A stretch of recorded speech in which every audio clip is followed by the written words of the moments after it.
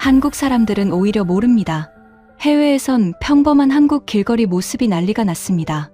우리가 매일 지나치는 골목이 외국인 눈에는 왜 영화처럼 보이는지요. 미국인들은 그 골목 앞에서 멈춰섰습니다. 휴대폰을 들고 한글 간판을 찍고 편의점 불빛을 찍고 비에 젖은 길바닥까지 다시 찍었습니다. 경복궁도 한강 야경도 아니었습니다. 지하철 출구, 우산 쓴 사람들, 동네 가게 불빛. 미국인들이 한국에 오면 가장 먼저 충격받는 장면이 우리에겐 그냥 출퇴근길이었습니다. 댓글은 더 재밌었습니다. 저게 진짜 동네라고? 왜 영화 세트장 같지? 한국인만 몰랐던 진짜 매력은 유명 관광지 밖에 숨어 있었습니다. 그들이 한국에 와서 우리가 생각지도 못한 모습들에 놀라는 이유. 오늘은 그 7가지를 공개하겠습니다. 한국 최고라고 댓글을 남겨주세요. 여러분의 구독과 좋아요는 아주 큰 힘이 됩니다. 한국인은 그냥 지나치는 골목이었는데 외국인의 휴대폰 화면에는 그 장면이 영화의 첫 장면처럼 남았습니다. 저는 미국에서 해외여행 상품을 검토하는 일을 하고 있습니다. 정확히는 누군가 새로운 여행지를 제안해 오면 그것이 실제 상품이 될 수 있는지를 판단하는 역할입니다. 경험으로 말씀드리면 대부분의 제안은 처음 5분을 넘기기 어렵습니다. 내용이 얇거나 차별점이 없거나 현지 영상이 기대를 한참 못 미치거나 이유는 항상 있습니다. 그리고 저는 그 이유를 찾는 게 일입니다. 그날도 그렇게 시작됐죠. 동료 하나가 영상 링크를 하나 보내왔습니다. 짧은 메시지였습니다. 이거 한 번만 봐줘. 재생 버튼을 눌렀을 때 저는 솔직히 기대가 없었습니다. 경복궁이나 명동 같은 이름이 튀어나오겠거니 싶었습니다. 그런데 화면에 보이는 건 그게 아니었습니다. 비에 젖은 좁은 골목이었습니다. 한글 간판들이 줄지어 있고 우산을 든 사람들이 조용히 지나가고 편의점 불빛이 빗속에서 번지고 있었습니다. 카메라를 들고 있는 건 미국에서 온 여행자였는데 그는 아무 말도 하지 않았습니다. 설명도 없고 자막도 없었습니다. 그냥 그 골목을 천천히 걸으면서 카메라를 계속 켜두고 있었습니다. 10분짜리 영상이었는데 저는 멈추지 않았습니다. 그것 자체가 이미 이상한 일이었죠. 영상 아래 댓글을 훑으면서 저는 한 가지를 발견했습니다. 한국어로 달린 댓글들은 거의 같은 말을 하고 있었습니다. 이게 뭐가 특별해요? 그냥 우리 동네잖아요. 저도 매일 지나가는 길인데 별거 없는 골목을 왜 찍는 거죠? 그런데 영어 댓글은 완전히 달랐습니다. 영화 세트 같다. 이게 진짜 동네라고? 처음 보는 나라인데 왜 이렇게 익숙한 느낌이 나는 거지? 빗속에서 저 편의점에 들어가서 뭔가 사 먹고 싶다. 같은 골목을 같은 시간에 같은 화면으로 보고 있는데 한국 사람과 외국인이 완전히 다른 장면을 보고 있었습니다. 저는 영상을 멈췄습니다. 그리고 처음부터 다시 틀었습니다. 뭔가 편집 트릭이 있거나 촬영 각도가 특별하게 계산된 게 아닐까 싶었습니다. 그런데 그것도 아니었습니다. 골목은 진짜로 그냥 골목이었습니다. 오래된 건물들, 낡은 페인트, 좁은 인도, 정류장 하나. 특별히 꾸며진 것도 관광을 위해 만들어진 것도 아니었습니다. 그런데 카메라는 꺼지지 않았습니다. 보는 사람도 꺼지지 않았습니다. 조회수를 확인했습니다. 이미 꽤 많이 올라와 있었습니다. 거기다가 비슷한 영상들이 또 있었습니다. 서울 어딘가의 골목, 지하철역 안, 편의점 앞, 횡단보도를 건너는 사람들. 전부 유명 관광지가 아닌 곳이었고 전부 외국인 여행자들이 직접 찍은 영상이었습니다. 댓글 반응도 비슷했습니다. 이게 왜 이렇게 좋지? 한국에 가보고 싶어졌다. 여행 계획을 바꿨다. 저는 한참 생각했습니다. 그리고 솔직히 말씀드리면 처음에는 믿지 않았습니다. 여행 상품을 오래 다뤄온 사람으로서 이런 댓글 반응에는 패턴이 있습니다. 처음 보는 낯선 나라의 영상이 신기해서 달린 감탄이거나 아니면 알고리즘이 특정 시청자층에 집중적으로 노출된 경우입니다. 골목 하나, 편의점 하나가 여행 상품의 중심이 될 수는 없습니다. 경복궁이 있고 한강이 있고 남산이 있는 나라에서 굳이 아무 관광지도 없는 동네 골목을 일정의 핵심으로 집어넣는다는 건 제가 10년 넘게 기준으로 삼아온 방식으로는 성립이 안 됐습니다. 회의실 한쪽에는 이미 다음 달 테스트 일정표가 열려 있었습니다. 누군가가 말했습니다. 이건 영상으로는 예쁜데 상품으로는 약하지 않나? 저는 그 말에 바로 반박하지 못했습니다. 사실 저도 같은 생각이었으니까요. 외국인 댓글이 아무리 뜨거워도 실제 고객이 비행기표를 사고 호텔을 잡고 하루를 쓰게 만들려면 더 단단한 이유가 있어야 했습니다. 저는 화면을 멈춘 채 목록을 적기 시작했습니다. 유명 관광지 없음, 설명 자막 없음, 특별한 음식 없음, 쇼핑 없음, 가이드 없음. 남은 건 골목 하나와 빗소리, 그리고 꺼지지 않는 카메라뿐이었습니다. 그런데 이상하게도 마지막 항목에서 손이 멈췄습니다. 꺼지지 않는 카메라. 그게 제일 설명하기 어려웠습니다. 관광지가 아닌데도 왜 꺼지지 않았는지 그 이유를 확인하지 않으면 이 반응을 가짜라고도 우연이라고도 말할 수 없었습니다. 그래서 저는 조건을 하나 걸었습니다. 유명 관광지를 전부 뺍니다. 경복궁도, 명동도, 한강 야경도 없습니다. 그 대신 한국 사람들이 매일 아무렇지도 않게 지나치는 하루를 그대로 따라갑니다. 동네 골목, 지하철, 동네 식당, 편의점. 그 일정을 들고 직접 한국에 들어갑니다. 카메라가 꺼지는 순간 그 일정은 삭제합니다. 검증은 제가 직접 합니다. 그게 제 일이니까요. 팀원 하나가 웃으면서 말했습니다. 그러면 실패할 확률이 더 높겠네요. 저는 고개를 끄덕였습니다. 맞습니다. 실패할 확률이 높았습니다.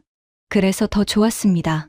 유명한 장소를 다 빼고도 카메라가 살아있다면 그때는 더 이상 우연이라고 말할 수 없을 테니까요. 비행기 편을 잡았습니다. 서울, 인천 도착, 사흘 일정. 렌터카는 없습니다.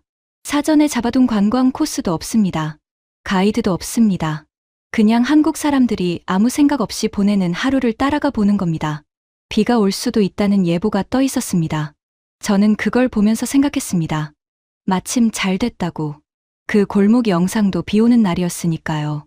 첫 번째로 깨진 건 공항에서 서울로 들어가는 시간이었습니다. 저는 그 구간을 버리는 시간으로 봤지만 한국에 도착하자마자 그 판단이 흔들리기 시작했죠. 인천국제공항에 내린 건 이른 아침이었습니다.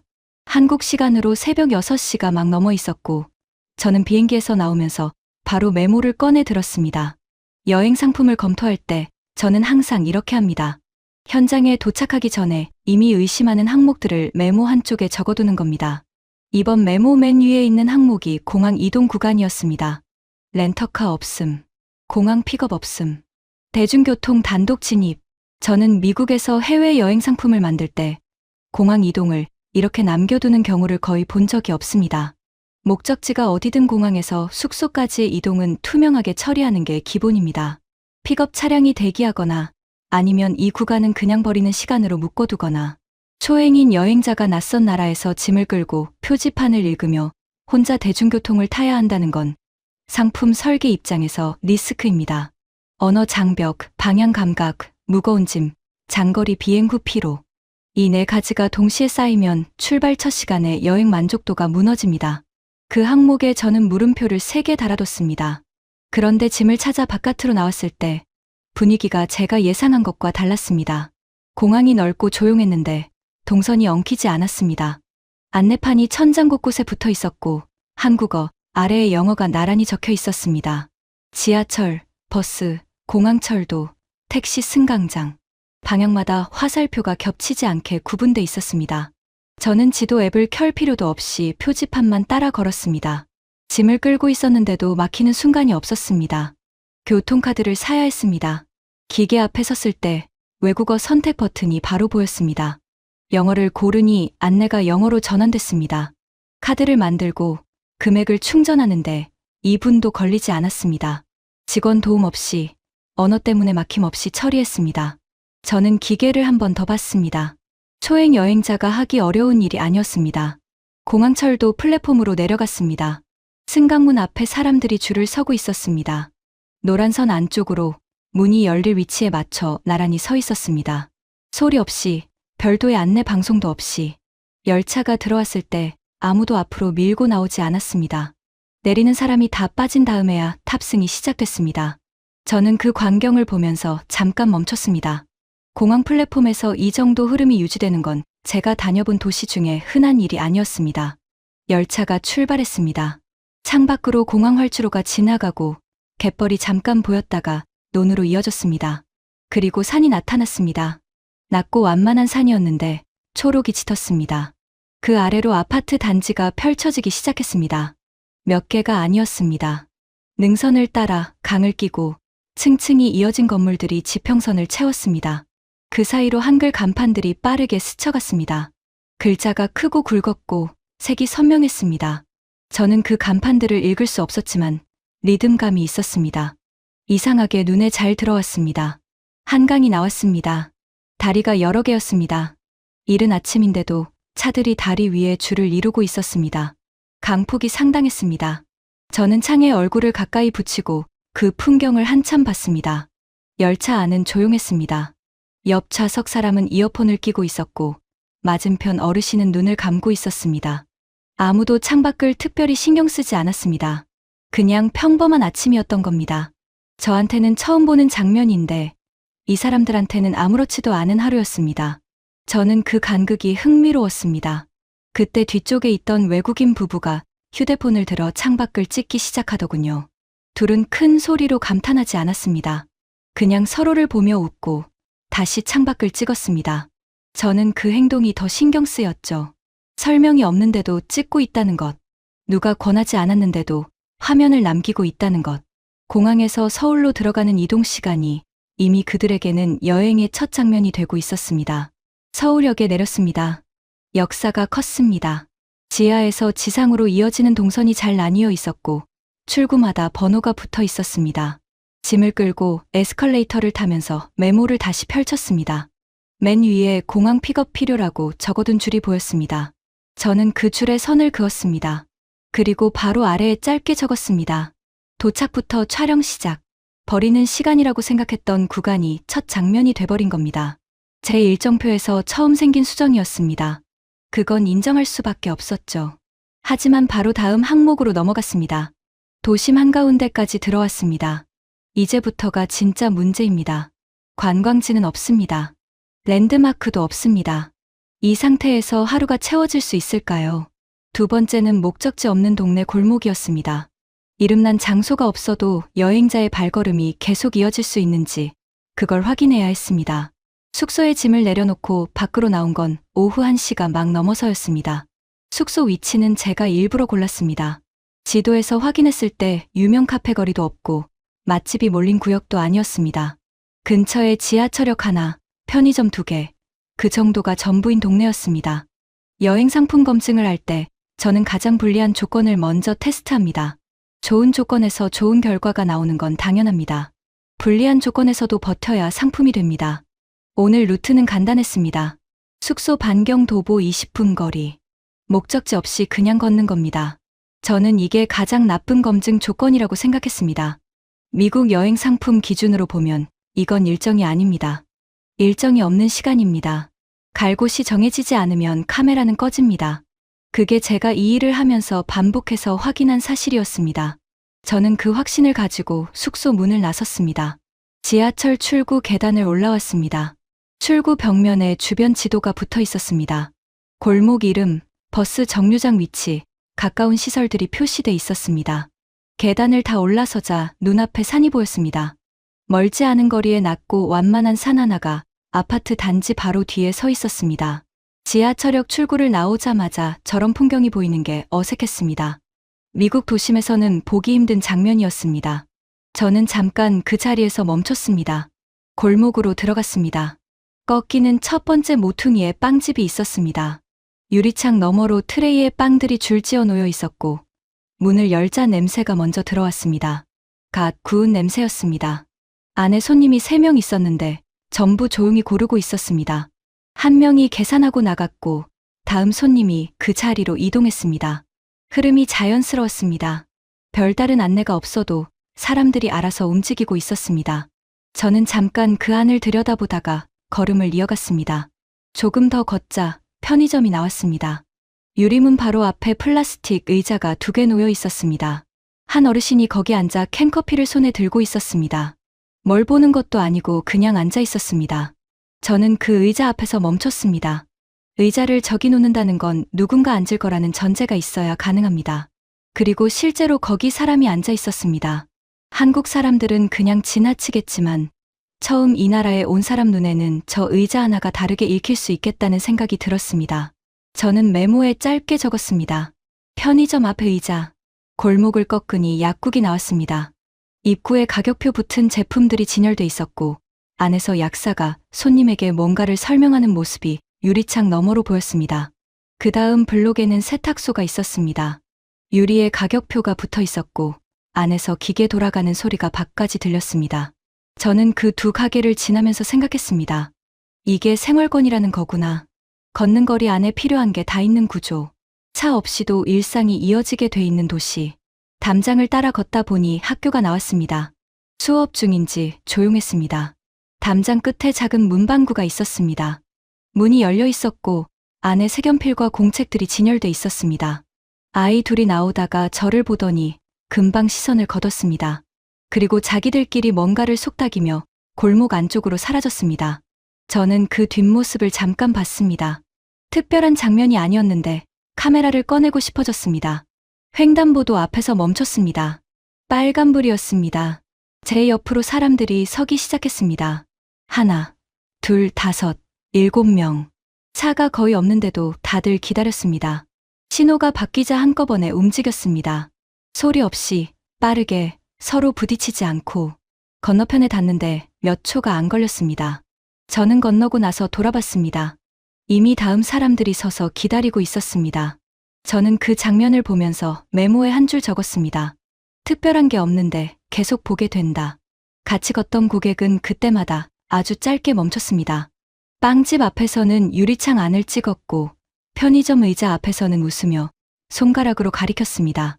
약국과 세탁소 앞에서는 간판을 읽지는 못해도 색과 배열이 재미있다며 카메라를 들었습니다.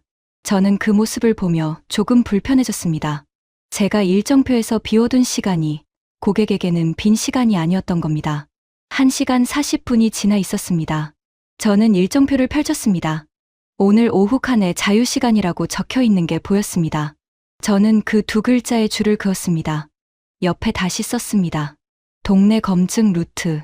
그런데 걸으면서 한 가지가 마음에 걸리기 시작했습니다. 장면이 흥미롭다는 건 인정합니다. 그런데 여행자는 결국 피로해집니다. 발이 아파지고 배터리가 떨어지고 어딘가 앉아서 숨을 고르고 싶어집니다.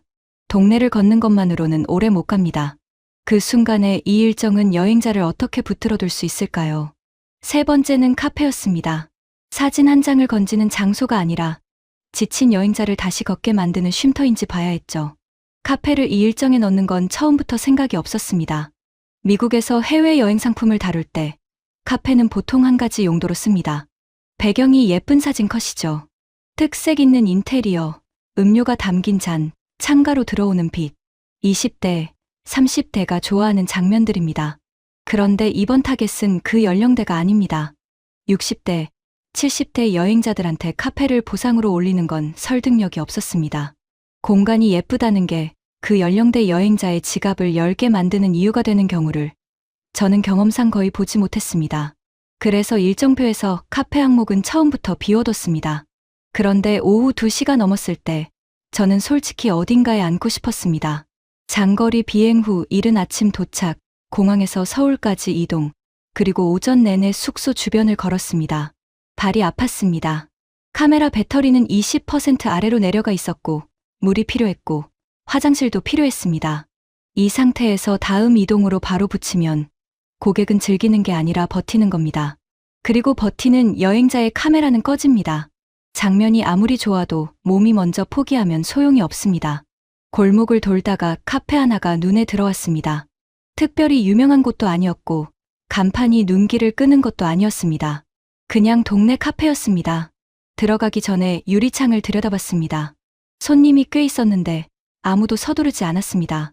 노트북을 펼친 사람, 책을 읽는 사람, 창가에 앉아서 골목을 내려다보는 사람. 음료잔이 거의 비었는데도 자리를 뜰 기미가 없는 사람도 있었습니다. 들어갔습니다. 입구 쪽 벽면 아래에 콘센트가 여러 개 붙어 있었습니다. 좌석 사이사이에도 있었습니다. 충전이 필요하면 꽂으면 됐습니다. 자리를 찾아 헤매지 않아도 됐고 직원한테 따로 물어볼 필요도 없었습니다. 화장실은 안쪽에 표시가 붙어 있었습니다. 찾는데 시간이 걸리지 않았습니다. 좌석은 여유가 있었습니다. 테이블 사이 간격이 넓어서 큰 가방을 옆 의자에 올려두거나 발밑에 내려놓아도 통로를 막지 않을 정도였습니다. 창가 두 자리에 노부부가 앉아 있었습니다. 각자 음료를 앞에 두고 있었는데 크게 대화를 나누는 것도 아니었습니다. 창밖을 보다가 서로를 보다가 다시 잔을 들었습니다. 조용하고 느린 시간이었습니다. 그 옆 테이블에는 20대로 보이는 두 사람이 노트북을 함께 들여다보고 있었습니다. 뭔가를 얘기하다가 작게 웃더니 다시 화면으로 시선을 내렸습니다. 구석 자리에는 혼자 앉아 책을 읽는 중년 남성이 있었습니다. 잔이 거의 비어 있었는데도 책장을 계속 넘기고 있었습니다. 어느 테이블도 자리를 비워줘야 한다는 분위기가 없었습니다. 같이 들어온 고객은 먼저 화장실 위치를 확인했고 그 다음 빈 콘센트 옆자리를 보고 안심한 표정을 지었습니다. 조금 전까지 걷는 속도가 느려졌던 사람이었습니다. 그런데 자리에 앉자마자 휴대폰을 충전하고 방금 지나온 골목 사진을 다시 넘겨보기 시작했습니다. 카메라는 꺼진 게 아니라 잠깐 쉬고 있었던 겁니다. 저는 자리에 앉아 배터리를 꽂고 물 한 잔을 주문했습니다. 그리고 메모를 꺼냈습니다.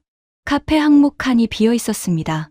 뭔가를 쓰려다가 먼저 안을 다시 한번 둘러봤습니다. 이 공간에 있는 사람들은 전부 각자의 속도로 있었습니다. 누가 눈치를 주는 것도 아니고 빨리 자리를 비워야 한다는 압박도 없었습니다. 오래 앉아 있어도 되는 게 이 공간의 기본값이었습니다. 설명이 필요한 규칙이 아니라 처음부터 그렇게 설계돼 있는 공간이었습니다. 미국에서 여행 상품을 만들 때 쉬는 시간을 따로 항목으로 넣어야 했던 기억이 났습니다.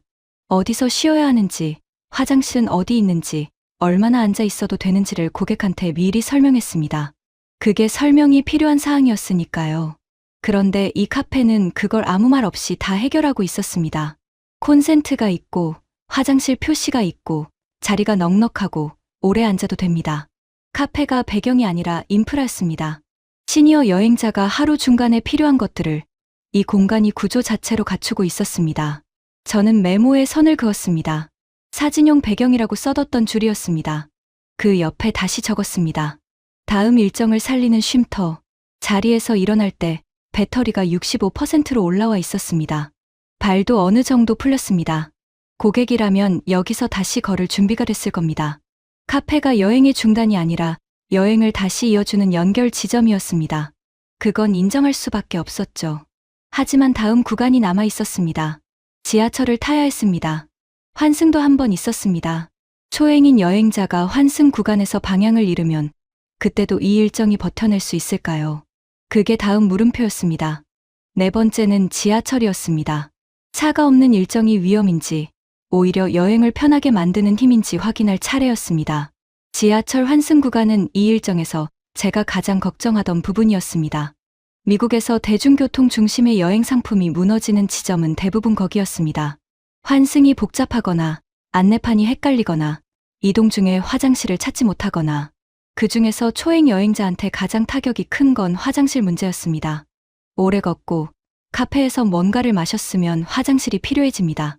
그런데 낯선 나라의 지하철역 안에서 화장실을 찾지 못하면 그 순간부터 여행자 머릿속은 풍경이 아니라 불편함으로 채워집니다. 카메라는 그때 꺼집니다. 그리고 한 번 꺼진 카메라는 좀처럼 다시 켜지지 않습니다. 렌터카가 없는 일정이니 이 구간을 뺄 수는 없었습니다. 하지만 여기서 문제가 터지면 지금까지 살려낸 장면들이 전부 의미를 잃을 수 있었습니다. 직접 들어가 보기로 했죠. 환승역으로 들어갔습니다. 사람이 많았습니다. 그런데 처음 들어오는 사람도 방향을 찾는 게 어렵지 않았습니다. 천장에 노선 안내판이 붙어 있었고 방향마다 색으로 구분된 화살표가 이어졌습니다. 숫자 호선과 색이 동시에 표시됐기 때문에 한글을 읽지 못해도 색만 따라가면 됐습니다. 저는 일부러 지도 앱을 쓰지 않고 표지판만 따라 걸었습니다. 막히는 지점이 없었습니다. 중간에 고객이 한 번 발걸음을 멈췄습니다. 어느 방향으로 가야 하는지 헷갈린 표정이었습니다. 저는 일부러 먼저 말하지 않았습니다. 이럴 때 누군가 옆에서 계속 설명해줘야만 움직일 수 있다면 그건 자유여행 일정으로 쓰기 어렵습니다.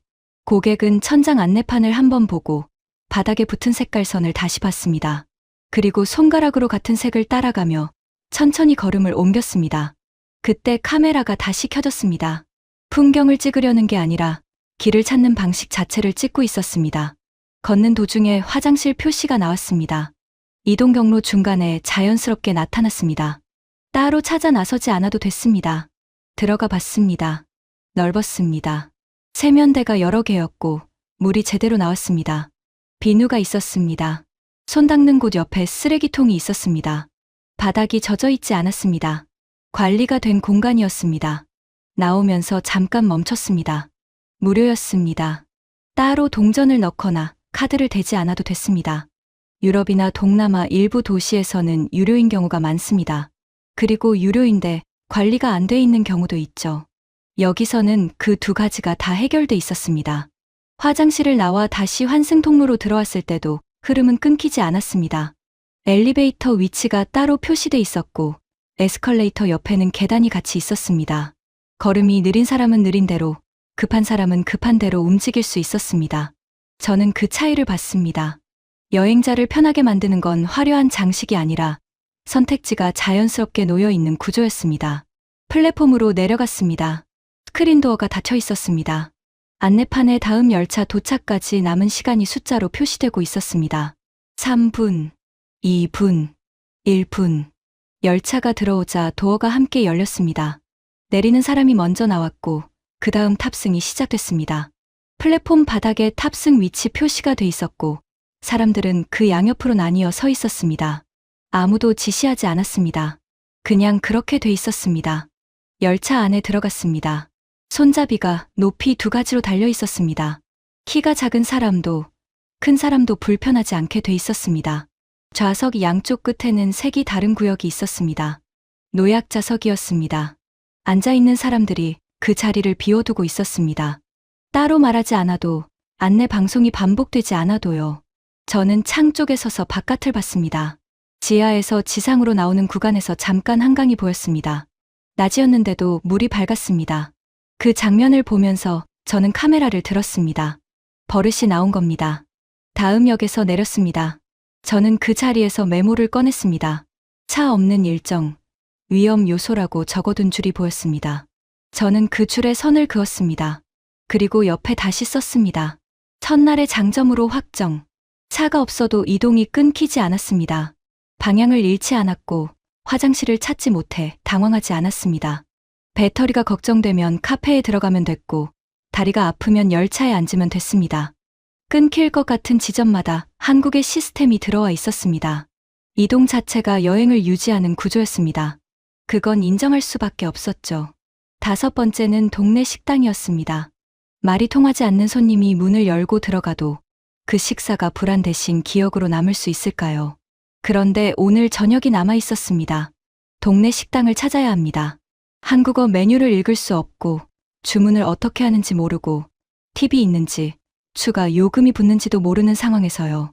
시스템이 잘 돼 있어도 식당 문 앞에서 멈추는 여행자는 있습니다. 이 일정은 그 긴장을 어떻게 처리하게 돼 있는 걸까요? 동네 식당은 이 일정에서 저한테 가장 큰 걱정거리였습니다. 대중교통 시스템이 아무리 잘 돼 있어도 식당 문 앞에서 발걸음을 돌리는 여행자는 있습니다. 낯선 나라의 동네 식당이 가진 부담은 생각보다 많습니다. 메뉴를 읽을 수 없고 주문하는 방식을 모르고 짐을 어디 둬야 하는지 모르고 팁을 줘야 하는지 추가 요금이 붙는지도 모릅니다. 그 불확실성들이 문 앞에서 한꺼번에 쌓이면 여행자는 들어가기 전에 이미 포기합니다. 저는 그런 경우를 여러 번 봤습니다. 동네 식당 앞에서 발걸음을 돌려 편의점으로 가는 여행자들을요. 그래서 이 일정의 저녁 식사 구간에 저는 메모를 하나 달아뒀습니다. 동네 식당, 고위험. 유명 관광지를 다 빼고 동네만 걷는 일정인데 저녁 식사까지 동네 식당으로 보낸다는 건 리스크가 컸습니다. 맛집 리스트를 따로 추가하거나 호텔 식당 옵션을 붙이는 방향도 생각하고 있었습니다.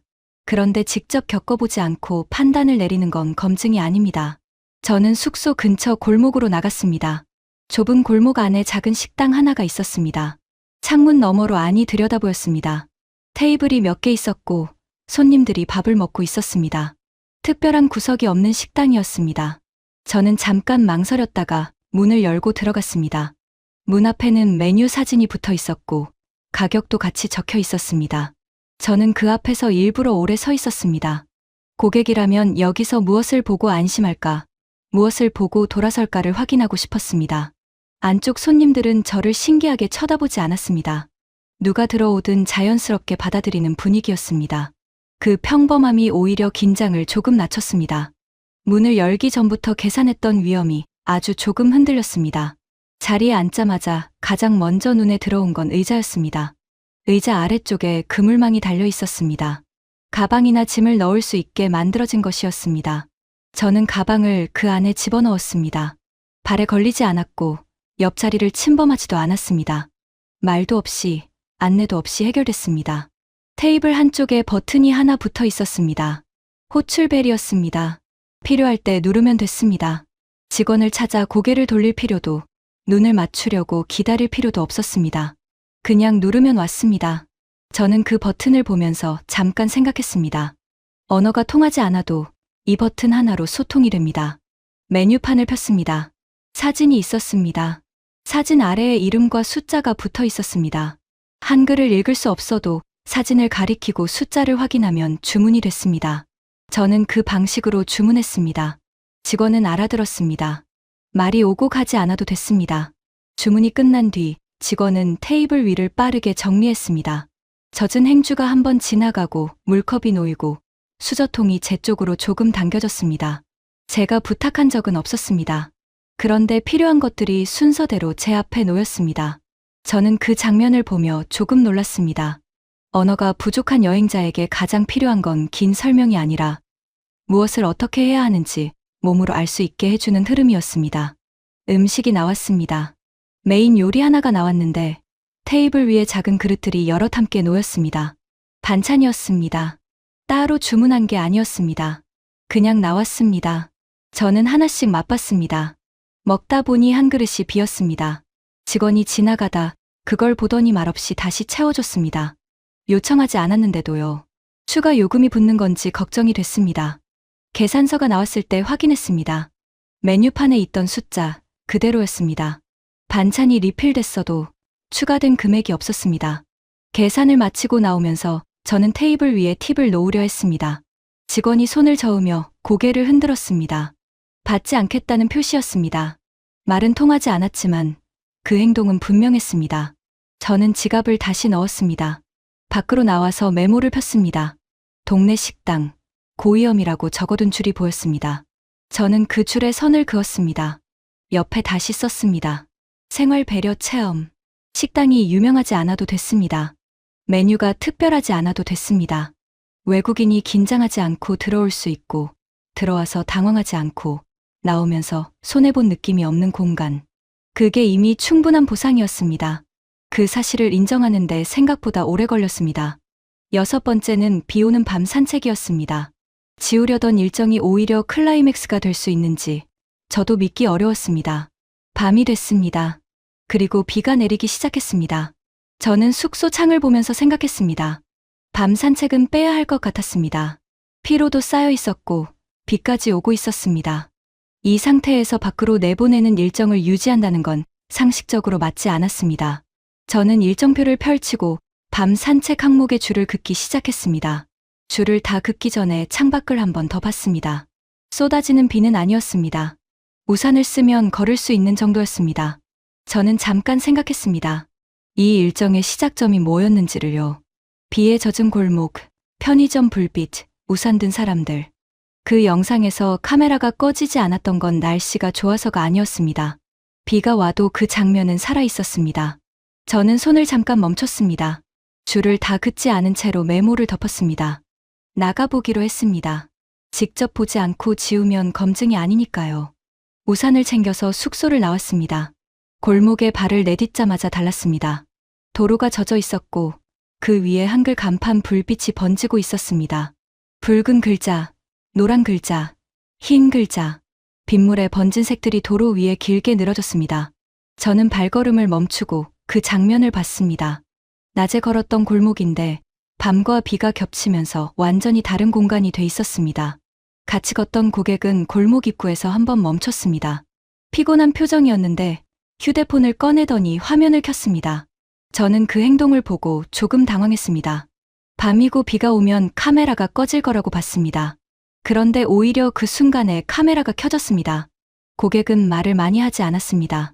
다만 젖은 도로에 비친 간판을 찍고 우산 끝에서 떨어지는 물방울을 찍고 편의점 불빛 아래 지나가는 사람들을 찍었습니다.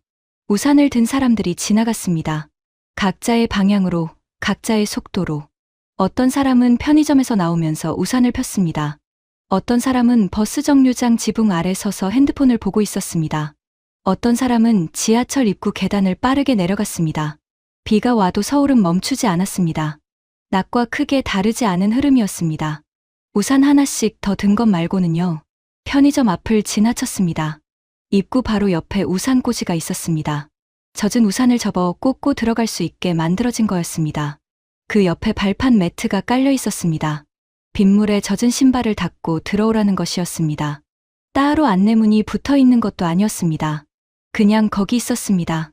저는 그 앞에서 잠깐 멈췄습니다. 비 오는 날을 위한 준비가 문 바깥에서부터 돼 있었습니다. 다음 가게 앞에도 비슷한 매트가 깔려 있었습니다. 약국 앞에도, 작은 옷가게 앞에도, 골목 안가게들이 각자 비를 받아들이는 방식을 갖추고 있었습니다. 통일된 규정이 있는 게 아닐 텐데 각자 그렇게 하고 있었습니다. 저는 그게 흥미로웠습니다. 누군가 불편할 걸 미리 생각하고 각자 준비해둔 것들이었습니다. 버스 정류장 지붕 아래에 사람들이 서 있었습니다. 우산을 접고 지붕 아래로 들어온 사람들이었습니다. 버스가 오면 줄이 움직이고 내리는 사람이 나오고 타는 사람이 들어갔습니다. 비가 와도 정류장의 흐름은 낮과 다르지 않았습니다. 저는 그 장면을 보면서 카메라를 들었습니다.